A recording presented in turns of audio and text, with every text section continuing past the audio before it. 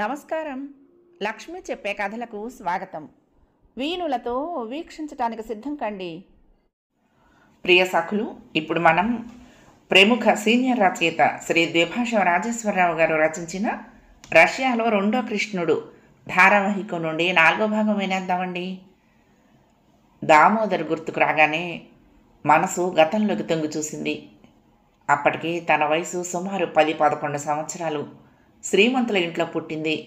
తల్లిదండ్రులకు తన ఒక్కతే సంతానం. తన చిన్నతనంలోనే తల్లి చనిపోవటం వల్ల తండ్రి తనను మరింత గారాబంతో పెంచాడు. తనంటే ఆయనకు ఆరో ప్రాణం. తనకు చీమ కుట్టిందని మారం చేస్తే నొప్పి పోగొట్టడానికి డాక్టర్లకు కబురంపి రప్పించేవాడు.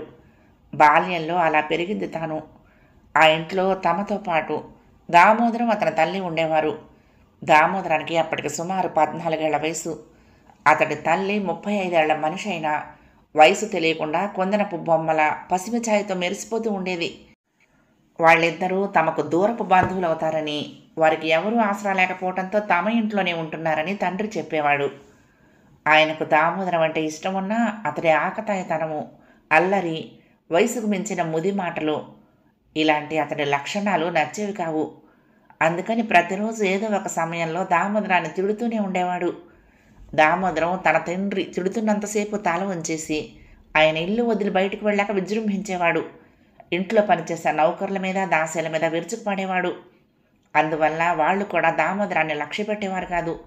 దాంతో మరింత మంటగా ఉండేది అతగాడికి. తనకు ఎవరూ సరైన గౌరవం ఇవ్వటం లేదనే ఒక రకమైన మనస్తత్వంతో బాధపడేవాడు. అతని ఆలనా పాలన ఎవరూ సరిగ్గా పట్టించుకునేవారు కాదు.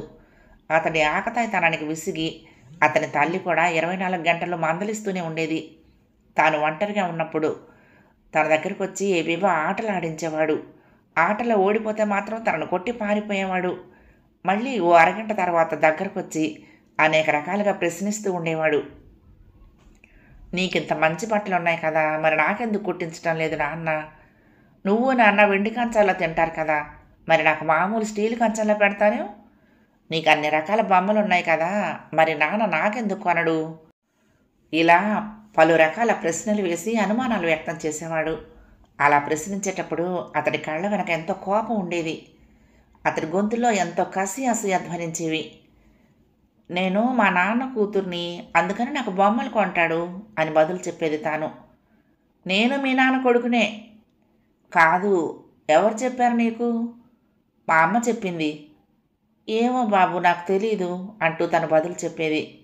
ఈవేళ నాన్న ఇంటికి రాని, నాకు కొత్త బట్టలు ఎందుకు కుట్టించడం లేదో అడిగేస్తాను. నాకు వెండి కంచంలోనే భోజనం పెట్టాలని చెప్తాను. బొమ్మలు నాకు కొనకపోతే ఊరుకునేది లేదని గట్టిగా చెప్పేస్తాను అంటూ ఒక రోజున తన గదిలో కూర్చున్నాడు దామోదరం. నిజంగానే అడుగుతావా? బొమ్మలు కొనంటే ఏం చేస్తావు అడిగింది తను. అదిగో ఆ గోడకు తగిల్చిన గన్ను ఉంది చూడు, దాన్ని తీసి పేల్చి చంపేస్తాను.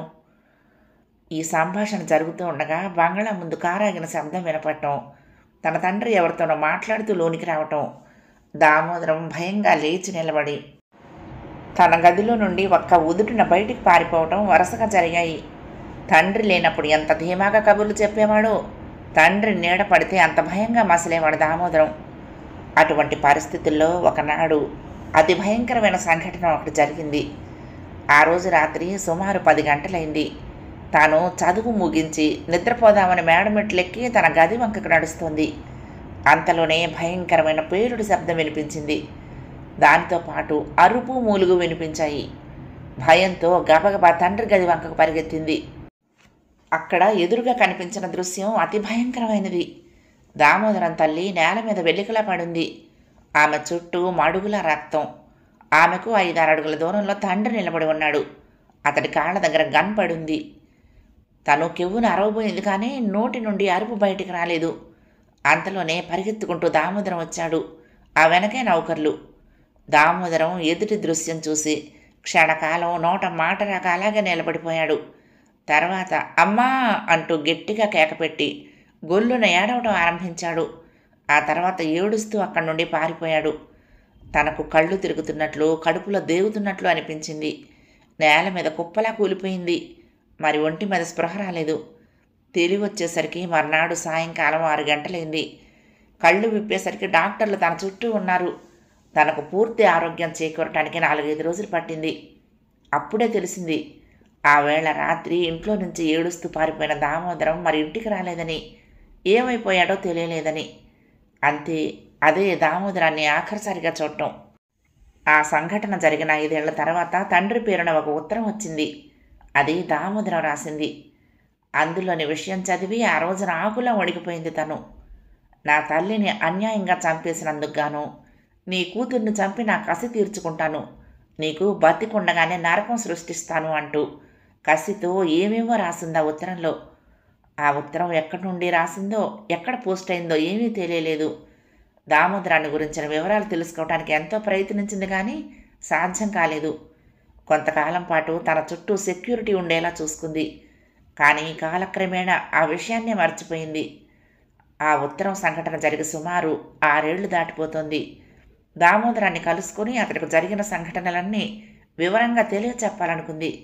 కానీ ఆ కోరిక తీరనే లేదు. అయితే డేవిడ్లో దామోదరం పోలికలు కనిపిస్తున్నాయి. దామోదరం పేరు మార్చుకున్న డేవిడ్ అయ్యాడా, లేక తమతో అబద్ధం చెప్తున్నాడా? నిజం తెలుసుకోవాలి. రకరకాల సందేహాలు ఆమె మనోసముద్రంలో తిమింగలాల్లా కదలాడసాగాయి. మీరింకా షాక్ నుండి తేరుకోలేదు, మంచి సీనరీలు మిస్ అయిపోతున్నారు అన్నాడు మురారి. ఉలిక్కి పడింది రాధ. అదేం లేదు అంటూ సీట్లో సర్దుకుని కూర్చుంది. నేను నమ్మను, లేదంటే సరిపోతుందా, మీ పేదాలు వణికిపోతున్నాయి నవ్వేసింది రాధ. అదిగో రోడ్డు పక్కన చూడండి, జనం క్యూలో ఎలా నిలబడ్డారో అంటూ రోడ్డు ఎడం పక్కకు చూపించాడు మురారి. ఆ షాపులో ఏమమ్ముతున్నారు, అంత క్యూ ఉంది అడిగింది. డెమోక్రసీ సాధించడానికి 72 సూత్రాలు అనే పుస్తకం అమ్ముతున్నారు కాబోలు అన్నాడు మోహన్. అతని జోకు చాలామందికి అర్థం కాకపోయినా అర్థం చేసుకున్న వారు మాత్రం ఆనందించారు. ఆ షాపులో అమ్మేవి nail polish, lipstick, cold cream ఇలాంటి కాస్మెటిక్స్ చెప్పాడు. కాస్మెటిక్స్ షాపు ముందు క్యూలా? ఆశ్చర్యంగా అంది రాధ. ఎస్, రష్యాలో పౌడర్లు, సెంట్లు ఇలాంటివన్నీ రేర్ ఐటమ్స్. ఆఖరికి వాసన సబ్బు దొరకటం కూడా గగన కుసుమమే. వాసన సబ్బుకి, వాసన లేని సబ్బుకి, దుర్వాసన సబ్బుకి రేట్లో బోలెడంత తేడా ఉంటుంది అన్నాడు. అతడి మాటలకు రాధ గలగలా నవ్వేసింది. మీరు మరీ చెప్తారు, దుర్వాసన సబ్బులుంటాయా ఏంటి అంది. సబ్బుకు సువాసన లేదంటే అర్థం దుర్వాసన ఉందనే కదా. మన టాయిలెట్ సబ్బు ఏదైనా సరే ఇక్కడ కొనాలంటే 60 రూపాయలకు తక్కువ ఉండదు. అలంకరణ సామాగ్రికి అంత గిరాకీ. అందుకే క్యూలు అంత పొడవున్నాయి అన్నాడు మోహన్. నేను నమ్మను అంది రాధ. మీరు నమ్మినా నమ్మకపోయినా అది నిజం. నిత్యావసర వస్తువులైన తిండి, బట్ట, మందులు, రవాణా సౌకర్యాలు, ఇల్లు ఇలాంటివి తప్ప లగ్జరీ వస్తువులన్నీ విపరీతమైన ఖరీదు ఈ దేశంలో దొరకటమూ కష్టమే. అందుకే రోజుల తరబడి ఇలా క్యూలో నిలబడి ఉంటారు. ప్రభుత్వం వీటిని కొనటాన్ని ప్రోత్సహించదు. ఈ స్టోర్స్ కూడా రోజుకు 4-5 గంటలు మాత్రమే తెరుచుంచుతారు. ఆ సమయంలో స్టాక్ అయిపోతే వెంటనే మూసేస్తారు. అందుకే ఇలా క్యూలో నిరీక్షణ చెప్పాడు మురారి. మైక్లో ఓల్గా కంఠం వినిపించింది. డియర్ ఫ్రెండ్స్, మనం వెళ్ళిన దారిలో కాకుండా వేరే మార్గంలో తిరిగి వస్తున్నాము. మీ కుడి పక్కన కనిపించే నది పేరు నేనా. సుమారు 4 కిలోమీటర్ల దూరం దీని ఒడ్డునే ప్రయాణిస్తాం మనం. ఇది లెనిన్గ్రాడ్ నగరాన్ని 2 భాగాలుగా విభజిస్తోంది. ఈ నది గుండా స్టీమర్లు ప్రయాణిస్తాయి. చలికాలంలో నీరు గడ్డకట్టినప్పుడు తప్ప మిగిలిన రోజుల్లో బోలెడంత వ్యాపారం నౌకల మీద ఈ నది ద్వారా జరుగుతుంది అంది. ఆమె మాటలకు అడ్డుపడుతూ వంశీ, నది మీద బోలెడు బ్రిడ్జీలు ఉన్నాయి కదా, మరి స్టీమర్లు ఎలా వెళ్తాయి అన్నాడు. పగటి సమయంలో బ్రిడ్జీలు వాటి స్థానంలో ఉంటాయి. రాత్రిపూట పైకి లేచిపోయి స్టీమర్లు ప్రయాణించడానికి వీలు కలిగిస్తాయి. రాత్రి 11 గంటల నుండి తెల్లవారుజామున 4 గంటల వరకు తెరుచుకుని ఉంటాయి చెప్పింది ఓల్గా. మరి రాత్రిపూట అటు ఇటు వెళ్ళాలంటే ఎలా? మురారి సందేహం వ్యక్తం చేశాడు. అది వీలు పడదు. ఆ సమయంలో నదికి అవతల జనం అవతలే, యువతల జనం యువతలే అన్నది ఓల్గా. చెన్నెళ్ళు బ్రిడ్జికి అవతలుంటే కష్టమే. వంశీ మాటలకు అందరూ గొల్లుమంటూ నవ్వారు. అన్ని పాడాలోచనలు, పాడుబుద్ధులు అంది రాధ. మన సంగతి కాదు, రష్యన్ల సంగతి. వేళ్లల్లో చెన్నెళ్ళు ఎక్కువేనట. ఈ దేశంలో ఆడవాళ్ళు ఎక్కువ, మగవాళ్ళు తక్కువ. అందువల్ల మగవాళ్లకు బోలెడంత డిమాండ్. చిన్నిల్లు పెద్దిల్లు కాకుండా బుల్లి ఇల్లు చిట్టి ఇల్లు కూడా హాయిగా గడుపుకోవచ్చుట అన్నాడు వంశీ. వీరి మాటల మధ్యలోనే బస్సు హోటల్కి చేరుకుంది. సమయం 6:05 ఉష్ణోగ్రత 2 డిగ్రీల సెల్సియస్ ఉంది. హోటల్ లాంజ్లోకి ప్రవేశించారు అందరూ. తమ గదుల తాళాలు తీసుకునేందుకు కీ డెస్క్ దగ్గరికి వెళ్లారు. అక్కడ ఉన్న రష్యన్ యువతి సర్గితో 3 నిమిషాలు ఏదో మాట్లాడింది. అది వింటూ ఉంటే సర్గి మొహంలో రంగులు మారిపోయాయి. ఏం జరిగిందో అర్థం కాక అందరూ సర్గి వంక చూస్తూ ఉండిపోయారు. తర్వాత అతడు అడిగాడు, రాధ ఎవరు అని. నేనే అంది రాధ అతడికి దగ్గరగా వెళ్ళి. మీ రూమ్ మారుస్తున్నారు 809 నుండి 816కి. మీరు కొత్త రూమ్లోకి వెళ్ళండి. 5 నిమిషాల్లో మీ లగేజ్ అంతా అక్కడికి వస్తుంది అన్నాడు. ఎందుకు ఆశ్చర్యంగా అడిగింది రాధ. రూమ్ తుడిచే జానిటర్ మీ గది ఊడ్చి బయటకు వస్తూ నేల మీద పడిపోయింది. ప్రస్తుతం హాస్పిటల్లో కోలుకుంటోంది. పాము పారిపోయింది. ఎందుకైనా మంచిదని మీ రూమ్ మార్చారు. కాస్త ఎడంగా నిలబడి ఈ మాటలు విన్న డేవిడ్ అసంతృప్తిగా తల పంకించాడు. పై పంటితో కింద పెదవిని నొక్కిపట్టి తనలో తానే అనుకున్నాడు, my dear viper, wrong number dial చేశావా? ఎనీవే నీకు థ్యాంక్స్ మాత్రం చెప్పను. తర్వాత గబగబా అడుగులు వేసుకుంటూ లిఫ్ట్ వైపుకి కదిలిపోయాడు అతడు. ఆ సమయంలో మరొక విషపు ఆలోచన అతనిలో ఆకృతి దాలుస్తోంది. మురారి మురళి ఇద్దరూ కలిసి హోటల్ ఆవరణలో ఉన్న షాపింగ్ సెంటర్కి వెళ్లారు. కేవలం డాలర్లకు మాత్రం వస్తువులు అమ్మే ఆ షాపుల్ని బిర్జోస్కా అని పిలుస్తారు. వోడ్కా తీసుకుందాం అన్నాడు మురళి. వోడ్కా తాగలేము, స్కాచ్ తీసుకుందాం అన్నాడు మురారి. ఇద్దరు షాపులకు దూరారు. వాళ్లకు కావలసినవి కొనుక్కుని చిల్లర తీసుకుని షాపులో నుంచి బయటకు వచ్చారు. లిఫ్ట్ దగ్గర బటన్ నొక్కాడు మురారి. లిఫ్ట్ కిందకు దిగి తలుపులు తెరుచుకున్నాయి. అందులో నుంచి రాధ మోహన్ బయటకు వచ్చారు. రాధ లేత నీలం రంగు నైలెక్స్ చీర కట్టుకుని పైన లేత పసుపు రంగు స్వెట్టర్ వేసుకుంది. కుడి మోచేతి మీద సింధూరం రంగు కాశ్మీర్ షాల్, నల్లటి బోర్డర్ ఉంది దానికి. అక్కడక్కడ ఎంబ్రాయిడరీ చేయబడి ఉంది. మోహన్ ఫుల్ హ్యాండ్స్ స్వెట్టర్ వేసుకుని హ్యాండ్సమ్గా కనిపిస్తున్నాడు. చేతులకు గ్లౌస్ ఉన్నాయి. నెత్తి మీద మంకీ క్యాప్ మట్టి రంగుది పెట్టుకున్నాడు. మీ నెత్తి మీద మీరే టోపీ పెట్టుకోవడం ఏమీ బాగాలేదు అన్నాడు మురళి. నేను పెట్టుకోలేదు, వద్దంటూ ఉంటే రాధాదేవి గారు పెట్టారు అన్నాడు మోహన్. అలా అయితే పర్వాలేదు, బుట్టల్లో పెట్టడం కంటే టోపీ పెట్టడం నయం అని ఇంకా ఏదో అనబోతూ రాధమోహన్లోని కోపం గమనించి మురారి టాపిక్ మార్చాడు.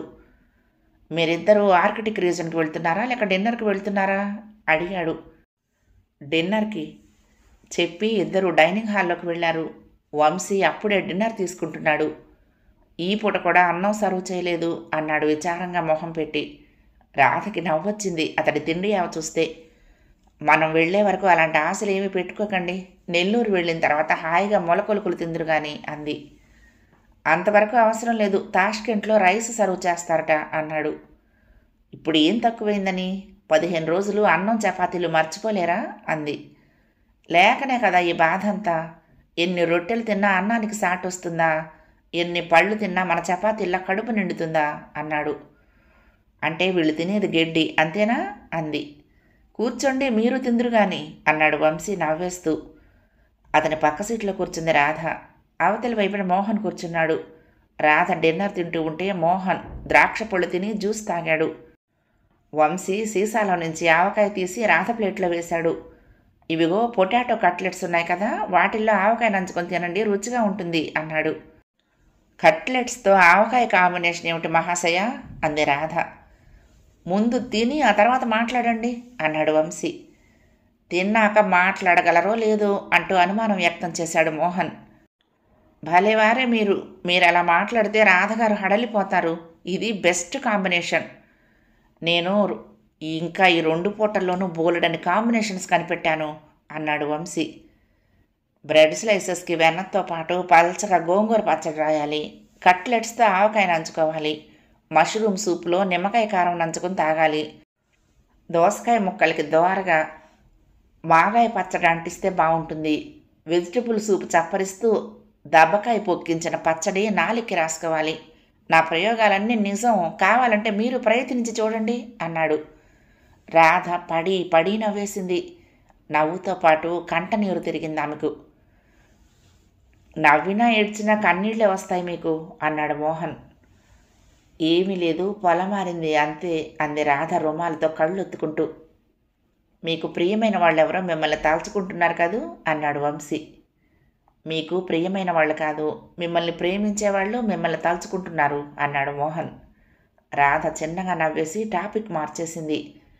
వంశీ గారు రష్యన్ తిండిని తెలుగేసి చేసినందుకు మెచ్చుకోవాలి అంది. కబుర్లతో డిన్నర్ ముగిసింది. వంశీ లేచి వెళ్ళిపోయాడు. రాధ నాప్కిన్తో చేతులు ఒత్తుకుంటూ ఉంటే మోహన్ అడిగాడు, సాయంకాలం మీరేం చేస్తారు అని. ఇదే కదా సాయంకాలం, అప్పుడే 7 గంటలు అయిపోతుంది అంది. అయినా ఎండ పొడ తాగలేదు చూసారా బయట. ఇక్కడ ఈ నెలలో సాయంకాలం అంటే 7 నుండి 10 గంటల వరకు, 11ంటికి కానీ చీకటి పడదు అన్నాడు. ఇంకేం చేస్తాం, కాసేపు డైరీ రాసుకుని తర్వాత ముసుగు తన్ని పడుకోవటమే అంది రాధ. బీచ్లో కొద్ది దూరం నడుద్దామా. బీచ్లోనా, అబ్బా చలి బాబు అంది. అయితే పదండి రూమ్కి పోదాం అన్నాడు మోహన్ నిర్లిప్తంగా. అతని మొహంలోని అసంతృప్తిని పసిగట్టింది రాధ. నో, ప్రోగ్రాం అనుకున్నాక పూర్తయి తీరాల్సిందే, పదండి అంటూ అతడి కుడి చేతిని తన ఎడం చేతిలోకి తీసుకుంది. ఒక్కసారి మోహన్ ఒళ్ళంతా జలతరించినట్లయింది. ఆమె చేతి వేళ్ల స్పర్శకు తనువంతా పులకింతలతో నిండిపోయింది. అంతకు సరిగ్గా 30 సెకండ్ల ముందు రాధ ఎడల అతడు ప్రకటించాలన్న కోపం కాస్త వేడి తగిలిన మంచులా కరిగిపోయింది. అంతలోనే రాధ తన చేతిని మెల్లగా వెనక్కు తీసుకుంది. నుదుటి మీద కురులను వేళ్లతో సవరించుకుని 2 చేతులతో శాలువాను ఒంటి చుట్టూ గట్టిగా బిగించుకుంటున్నట్లు అమర్చుకునే యత్నం చేసింది. మోహన్ తృప్తిగా ఆమె వంక చూస్తూ అన్నాడు, శాలువా ఎంతో బాగుంది అన్నాడు. నచ్చిన వాటిని సొంతం చేసుకోవాలని మీకు అనిపిస్తుందా? చాలా మామూలు గొంతుతో అడిగింది రాధ. ఒక్క నిమిషం పాటు ఏం మాట్లాడాలో అతనికి తోచలేదు. ఆమె ప్రశ్న ఎంతో సూటిగా ఉన్నట్లు అనిపించింది. కళ్ళ వెనక కానీ మాట తీరులో కానీ ఎలాంటి భావము స్ఫురించనీయకుండా చాలా జాగ్రత్తగా ఆ ప్రశ్న అడిగినట్లు అనిపించింది. నచ్చిన వాటిని సొంతం చేసుకోవాలని ఎవరికి అనిపించదు అడిగాడు మోహన్. నాకనిపించదు అంది రాధ. ఎందుకని? ఎందుకని అడిగితే చెప్పలేను, కానీ నాకు అనిపించదు అంతే. నాది అంటూ దాచుకునే కంటే ఇతరులకు నచ్చినవి ఇవ్వటంలో ఎక్కువ తృప్తి ఆనందం ఉందనుకుంటాను. ఈసారి ఆమె సమాధానంతో అదిరిపడ్డాడు మోహన్. తర్వాత ఆనందం అతని వంతయింది. తన ఊహల్లో ఉన్న దారికే రాధ వస్తుందేమో. అలా జరిగితే నిజంగా అదృష్టమే. అయితే అప్పుడే ఒక నిర్ణయానికి రావటం తొందరపాటే అనిపించింది అతనికి. మీరు చెప్పే విషయం నిజమే అనుకోండి అంటూ ఒక్క నిమిషం ఆగి, నాది విపరీతమైన పొజెసివ్ మెంటాలిటీ అనుకుంటాను. నాకు నచ్చిన వస్తువు నా సొంతమయ్యే వరకు నాకు నిద్ర పట్టదు. సాధించే వరకు ఊరుకోను. వచ్చిన దాన్ని పొందటంలో నాకు విపరీతమైన ఆనందం కలుగుతుంది. అది నాది అనే భావన విపరీతమైన తృప్తిని, మానసికమైన హాయిని ఇస్తుంది అన్నాడు మోహన్. అతని మాటలు ఎంత ఉద్వేగపూరితంగా ఉన్నాయి. రాధ తేలిగ్గా నవ్వేస్తూ, అయితే ఈ 15 రోజులు నిద్ర మాత్రం మానేయకండి, హాయిగా నిద్రపోండి. మనం వెళ్ళిపోయే చివరి రోజున మీకు ఇచ్చేస్తాను అంది. ఏమిటిస్తారు? అదేనండి మీరు బాగుందన్న ఎర్ర శాలువా. భలేవారు మీరు అంటూ నవ్వేశాడు మోహన్. మీకు నచ్చిందన్నారు కదా, అందుకే బహుమతిగా మీకే ఇచ్చేద్దాం అనుకుంటున్నాను. ఇండియా చేరుకున్నాక ఎవరి దారి వారిదైపోతుంది కదా, ఎవరి జీవితాల్లో వాళ్ళు దూరిపోతాం. వెళ్ళిన తర్వాత వీలుంటే మళ్ళీ కలుస్తాం, లేకపోతే లేదు. అందుకని విడిపోయే సమయంలో నేను ఇవ్వాలనుకున్న వారందరికీ తలోటి ఇస్తాను అంది. థ్యాంక్ యూ వెరీ మచ్, మీరు నాకు ఇవ్వబోతున్నందుకు అన్నాడు. ఇచ్చిన తర్వాత చెప్పండి, అడ్వాన్స్గా వద్దు అంటూ సన్నగా నవ్వేసింది రాధ. ఇద్దరు తెలుగు సాహిత్యం పోకడల గురించి మాట్లాడుకుంటూ సుమారు 1/2 కిలోమీటర్ దూరం నడిచి వెళ్లారు. రష్యా దేశానికి సంబంధించి ముళ్లపూడి రమణ గారి జోక్ ఒకటి ఉంది తెలుసా, చెప్పనా అన్నాడు మోహన్. చెప్పండి ఆతృత ధ్వనించే కంఠంతో అడిగింది రాధ. ఓ తెలుగువాడు మాస్కో నగరంలోని ఒక రోడ్డు మీద నడుస్తూ స్లూయిస్ మ్యాన్ వే తెరిచి ఉంటే గోతిలో పడిపోయాడట. అమ్మో నాయనో చచ్చాన్రో అంటూ గట్టిగా అరిచాడట.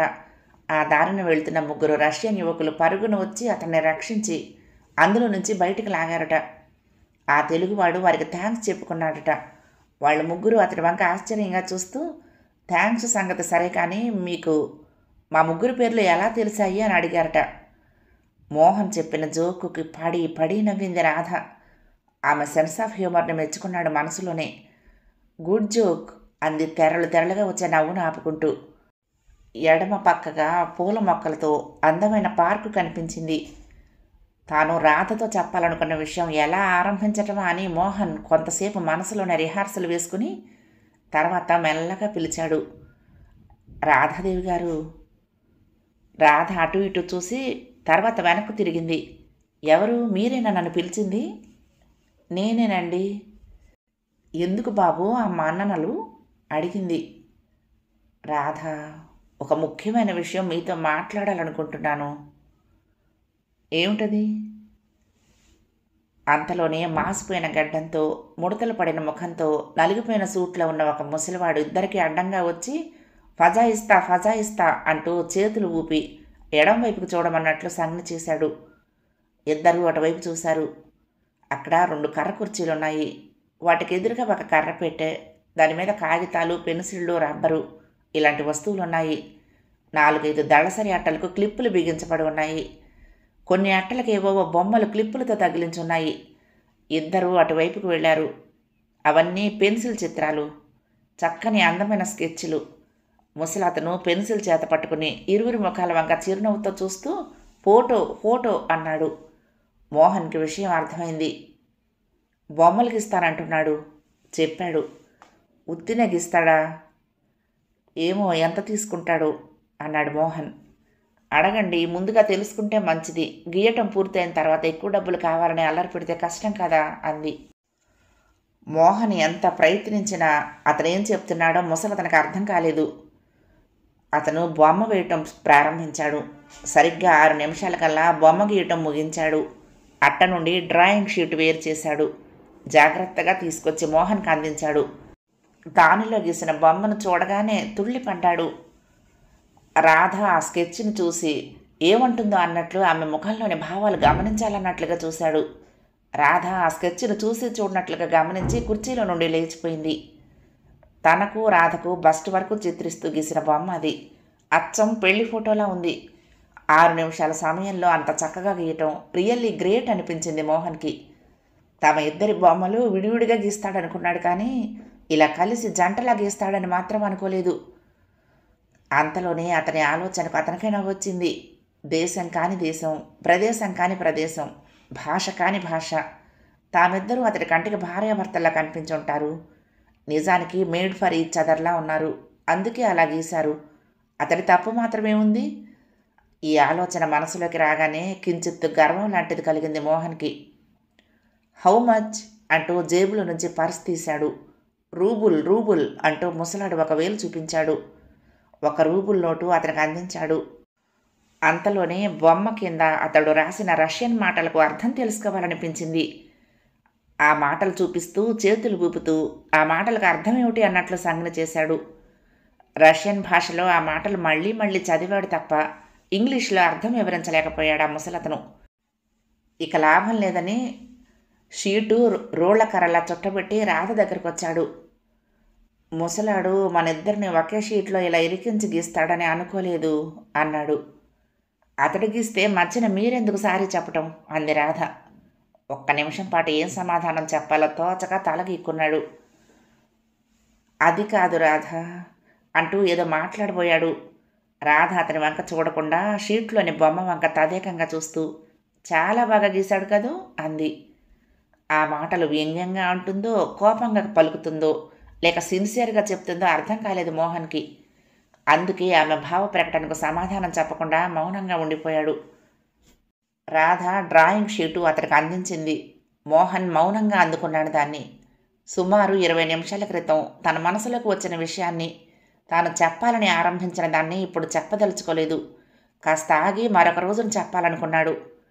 హాయ్, మీకోసం వెతికి వెతికి కాళ్ళు పడిపోయాయి అంటూ చేతిలో ప్లాస్టిక్ బ్యాగుతో ఎదురయ్యాడు వంశీ. అన్ని కోతలు అంది రాధ నవ్వుతూ. అవును, మీ కాళ్ళు మీ దగ్గరే ఉంచుకొని పడిపోయాయంటారేం అంటూ జోక్ చేశాడు మోహన్. ముగ్గురు నడుస్తూ హోటల్కి చేరుకున్నారు. రిసెప్షన్ కౌంటర్లో తాళాలు తీసుకున్నారు. నేను మురారి రూమ్కి వెళ్తాను, గుడ్ నైట్ అంటూ ఎదురుకు నడిచాడు మోహన్. వరండా మలుపు వరకు చేరుకొని మెల్లగా ఆగి ఓరగా వెనక చూశాడు. వంశీ రాధ ఇద్దరూ అవతల వైపుకు నడిచి వెళ్తున్నారు. 2 నిమిషాల్లో వాళ్ళిద్దరూ రాధ గది దగ్గరకు చేరుకోవటం గమనించాడు మోహన్. రాధ గది తలుపులు తెరిచింది. ఇద్దరూ గదిలోకి వెళ్లారు. గబగబా వెనక్కొచ్చాడు మోహన్. రాధ గది దగ్గరకు వచ్చి ఆగిపోయాడు. తలుపు వేసి ఉంది. మెల్లగా మునివేళ్లతో తోశాడు. లోపల లాక్ చేసి ఉంది, తెరుచుకోలేదు. లోపల మాటలు కూడా బయటకు వినిపించటం లేదు. వరండాలో అటు ఇటు పరికించి చూశాడు మోహన్. ఎవరూ లేరు. వరండా నిర్మానుష్యంగా ఉంది. మెల్లగా నడుం వంచి తల వాల్చి కీహోల్లో నుండి లోనికి చూడటానికి ప్రయత్నించాడు. ఏమీ కనిపించలేదు. ఆ కన్నానికి లోపల వైపున తాళం అడ్డుపెట్టుంది. నిట్టూర్పు విడుస్తూ మామూలుగా నిలబడి వెనక్కు తిరిగాడు. త్రుళ్ళిపడ్డాడు మోహన్. వెనక చిరునవ్వుతో డేవిడ్. అతన్ని చూడగానే చెమటలు పట్టాయి మోహన్కి. తను చేసిన పనికి సిగ్గుతో చితికిపోయినట్లయింది మోహన్కి. రాధతో పాటు వంశీ ఆ గదిలోకి ఎందుకు వెళ్ళాడో తెలుసుకోవాలనే ఉత్సుకత. ఇప్పుడు అది డేవిడ్ దగ్గర బయటపడిపోయినందుకు సిగ్గు. డిన్నర్ అయిందా? ఏమీ ఎరగనట్లు మామూలుగా ఉంది డేవిడ్ స్వరం. ఇంకా లేదు అన్నాడు మోహన్. డేవిడ్ తన చేతి వాచి వంక చూసుకున్నాడు. క్లోజ్ అయిపోతుందేమో అన్నాడు. ఈ పూటకి తినదలుచుకోలేదు చెప్పాడు మోహన్. ఇంకా ఏదో పలకరించాలనుకుని అంతలోనే వస్తాను అంటూ 2 అడుగులు ముందుకు వేశాడు డేవిడ్. తర్వాత ఆగిపోయి వెనక్కు తిరిగి, రాధగారు ఈ గదిలోనే కదూ ఉంటున్నారు అంటూ అడిగాడు. మోహన్ గొంతు పొడారినట్లు అయిపోయింది. అవును అన్నాడు పేలవంగా. ఆడపిల్ల గదిలోకి తాళం కన్నంలో నుండి చూడటం వలన తనను ఎంత నీచంగా ఊహించుకుంటున్నాడో ఈ డేవిడ్. మదనపడ్డాడు కొంతసేపు. See you, good night. చేతులు ఊపుతూ చిరునవ్వుతో ముందు కదిలిపోయాడు డేవిడ్. గుడ్ నైట్ అని మెల్లగా పలికి మురారి గదివైపు చకచకా నడిచాడు మోహన్. కొద్దిసేపట్లో తలుపులు తెరుచుకున్నాయి. ఎంత ఆలస్యం చేశారేం? మేము 2వ రౌండ్లో ఉన్నాము, మీరు మమ్మల్ని క్షమించేయాలి అన్నాడు మురళి. అనివార్య కారణాలు అన్నాడు మోహన్ నవ్వుతూ. మోహన్ లోపలికి రాగానే మళ్ళీ తలుపులు మూసి గడియ పెట్టాడు మురారి. టేబుల్ మీద ఖాళీ గ్లాసులో స్కాచ్ వంపి ఫ్రిడ్జ్లో నుండి ఐస్ క్యూబ్స్ తీసి గ్లాసులో పడేసి మోహన్కి అందించాడు. గ్లాసులు ఎత్తి చీర్స్ చెప్పుకున్నారు. కబుర్లతో కేరింతలతో గంట గడిచిపోయింది. పూర్తి బాటిల్ ఖాళీ అయిపోయింది. మురారి 4వ పెగ్గు దగ్గర నుండి పాటలు పద్యాలు అందుకున్నాడు. అతన్ని కంట్రోల్ చేయటానికి మురళి శత విధాలుగా ప్రయత్నాలు చేశాడు. కానీ లాభం లేకపోయింది. నాకు మందు ఎక్కువైపోయి వాగుతున్నాను అనుకుంటున్నారు కదూ? అదేం లేదు, గాబరా పడకండి. ఇవాళ నా మనసులో ఉన్న మాట చెప్పాలనుకుంటున్నాను అన్నాడు మురారి. నిరభ్యంతరంగా చెప్పండి. నేను ఆ మాట చెబితే మోహన్ గారికి నా మీద గౌరవం తగ్గిపోతుంది అన్నాడు. ఇంతకు ముందు ఉంటే కదా ఇప్పుడు తగ్గిపోవటానికి, పర్లేదు చెప్పు అన్నాడు మురళి. మోహన్ గారు, మురళి చాలా డ్యామేజింగ్గా మాట్లాడుతున్నాడు. మీకు నా మీద గౌరవం లేదా? నిజం చెప్పండి అంటూ మోహన్ వంక తిరిగి అడిగాడు. ఆయన మాటలు పట్టించుకోకండి, తాగేసున్నాడు అన్నాడు మోహన్. భలే చెప్పారు గురువుగారు అంటూ పెళ్ళున నవ్వాడు మురారి. నేను రాధను ప్రేమిస్తున్నాను అన్నాడు. వెంటనే చేతిలోని గ్లాసు ఖాళీ చేసి టేబుల్ మీద పెట్టాడు. మోహన్కి ఒక్కసారిగా పొలమారినట్లయింది. తాగుతున్న గ్లాసును టేబుల్ మీద ఉంచి గట్టిగా దగ్గుతూ నెత్తి మీద అరచేత తట్టుకున్నాడు. గురుగారు, అలా బాధేసుకోకండి, ఎక్కిందంతా దిగిపోతుంది అన్నాడు మురారి. అంతకంటే మరింత ఎక్కువగా షాక్ తిన్న మురళి తలదించుకుని ఉండిపోయాడు. ఇదిగో మరింత తాగండి, గొంతుకి ఏమైనా అడ్డం పడి ఉంటే జారిపోతుంది అంటూ గ్లాస్ తీసి మోహన్కి అందించాడు మురారి. మోహన్ గ్లాస్ అందుకొని గటగట ఒక్క గుక్కలో తాగేసి ఖాళీ గ్లాసు టేబుల్ మీద ఉంచాడు. సరిగ్గా అదే సమయానికి అదే అంతస్తులో వేరొక రూంలో సుమారు గంట సేపటి నుండి కబుర్లు చెప్తూ జోక్స్ వినిపిస్తున్న వంశీ కుర్చీలో నుండి లేచి నిలబడ్డాడు. రెస్ట్ తీసుకోండి, రేపు మళ్ళీ కలుద్దాం అన్నాడు. షూర్ అంటూ లేచి నిలబడింది రాధ. ఏ సహాయం కావలసిన చేయటానికి నేను రెడీగా ఉన్నాను, మీరు మొహమాట పడొద్దు. తప్పకుండా అంది. రాత్రి ఎవరైనా తలుపు తడితే లోపల నుండి పేరు అడిగి గొంతు గుర్తుపడితే కానీ తీయకండి. మరీ అవసరం వస్తే నా గదికి రింగ్ చేయండి అన్నాడు. Thank you so much, good night అంది. గుడ్ నైట్ అంటూ బయటకు కదిలి వెళ్ళబోతూ ఒక్క క్షణం ఆగి రాధతో ఏదో చెప్పాలనుకుని ఆగిపోయాడు. అంతలోనే ఏదో నిర్ణయించుకున్నట్లు తల పంకించి గబగబా అడుగులు వేసుకుంటూ నడిచి వెళ్ళిపోయాడు. అతడు వెళ్ళిపోయిన తర్వాత 5 నిమిషాల సేపు గుమ్మం దగ్గర నిలబడి ఉండిపోయింది రాధ. సమయం 9:50 గదిలోకి వచ్చిన రాధ చీర వదిలి నైటీ వేసుకుందామనుకుంది. అంతలోనే ఏదో స్ఫురించింది ఆమె మెదడులో. రూమ్ తాళం చేతిలోకి తీసుకుని బయటకు వచ్చింది. కారిడార్లో అటు ఇటు చూసింది. ఎవరూ లేరు. గది తలుపులు మూసి తాళం పెట్టింది. మెల్లగా నడుస్తూ లిఫ్ట్ దగ్గరకు చేరుకుంది. లిఫ్టులోకి వెళ్ళి జీ అనే బటన్ నొక్కింది. లిఫ్టు వేగంగా కిందకు దిగటం ఆరంభించింది. లిఫ్ట్లో నుండి బయటకొచ్చి తెలిసిన వాళ్ళు ఎవరూ కనిపించకపోవడంతో సంతృప్తిగా నిట్టూర్చింది. మెల్లగా కౌంటర్ దగ్గరకు నడిచింది. కౌంటర్లోని రష్యన్ యువతి కెన్ ఐ హెల్ప్ యూ అంటూ ఆంగ్లంలో అడిగింది. ఇంగ్లీషు వినగానే ప్రాణం లేచొచ్చినట్లయింది రాధకు. I want my passport once అంది. నిజానికి ఆమెకు కావలసింది తన పాస్పోర్ట్ కాదు, వేరే వ్యక్తిది. అయితే వేరొకరి పాస్పోర్ట్ తను ఎలా అడగగలదు? అందుకని చిన్న రిస్క్ తీసుకుంది. తన పేరు వాళ్ళకు తెలియదు కనుక మొత్తం పాస్పోర్ట్లు కట్టిస్తారని ఊహించింది. ఆమె ఊహ నిజమైంది. కౌంటర్లోని యువతి మొత్తం పాస్పోర్ట్ల కట్ట తీసి బయట టేబుల్ మీద పెడుతూ ప్లీజ్ సెర్చ్ అంది. థ్యాంక్ యూ అంటూ దాన్ని అందుకుంది రాధ. కట్ట విడదీసి ప్రతి పాస్పోర్టు గబగబా తిరగేసింది. 2 నిమిషాల్లోనే తనకు కావలసింది దొరికింది. ఆతృతతో పేజీలు తిరగేసింది. 3వ పేజీలో అడ్డంగా అంటించి ఉన్న ఫోటోని పరికించి చూసింది రాధ. అది గడ్డంతో ఉన్న డేవిడ్ ఫోటో. వెంటనే మొదటి పేజీకి తిప్పింది. విక్టర్ డేవిడ్ అనే పేరు స్పష్టంగా ఉంది. పేజీలన్నీ గబగబా తిరిగేసింది రాధ. ఇదే మొదటి ప్రయాణం ఈ పాస్పోర్టుతో. 2 రోజుల క్రితం బ్యాంక్ ఆఫ్ టోక్యో $500 ఇష్యూ చేసినట్లు స్టాంపు చేయబడి ఉంది. గబగబా పుస్తకం మూసి కట్టలో పెట్టి తాడు మళ్ళీ కట్టేసింది. కట్టను కౌంటర్లో రష్యన్ యువతికి అందించి థ్యాంక్స్ చెప్పి వెనుతిరిగింది. ఒక్క క్షణం ఆమెకు గుండె ఆగినంత పనయింది. వెనక 2 అడుగుల దూరంలో, కేవలం 2 అడుగుల దూరంలో డేవిడ్ నిలబడి ఉన్నాడు. హలో మేడం, చిరునవ్వుతో రాధను పలకరించాడు. రాధ హలో అనాలని అనుకుంది, కానీ మాటలు గొంతు పెగలి బయటికి రాలేదు. గొంతు పొడారిపోయినట్లయింది. అప్రతిభురాలై అలాగే 1/2 నిమిషం సేపు ప్రతిమలా నిలబడిపోయింది.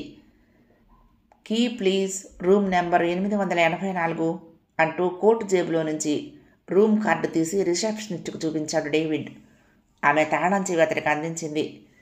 తాళం చెవికి కట్టి ఉన్న చిన్న కర్రకాయను అటూ ఇటూ ఆడిస్తూ గుడ్ నైట్ అంటూ రాధ వంక చూసి చిరునవ్వు చిందించి మెల్లగా నడుస్తూ లిఫ్ట్ వైపుకు వెళ్ళిపోయాడు. అతడు సాగిపోయిన వంక వెర్రిదాన్లా చూస్తూ 3 నిమిషాల సేపు నిలబడిపోయింది. అతడు లిఫ్ట్ కోసం బెల్ల నొక్కటం, అది కిందకు దిగిరావటం, అతడు ఎక్కి బటన్ పుష్ చేయటం గమనించి చూస్తూ స్తబ్దుగా నిలబడిపోయింది. అతడు రూమ్ చేరుకునే వరకు తాను పైకి వెళ్ళకూడదని అనుకుంది. 4వ భాగం సమాప్తం. ప్రియ సఖులు, ఈ కథ మీకు నచ్చితే తప్పకుండా లైక్ చేయండి, షేర్ చేయండి, కామెంట్ చేయండి, సబ్స్క్రైబ్ చేసుకుని నన్ను ఎంకరేజ్ చేయండి. ఉంటానండి. ప్రేమతో లక్ష్మి, కృష్ణాతీరం, దుర్గమ్మ సన్నిధానం. నమస్తే.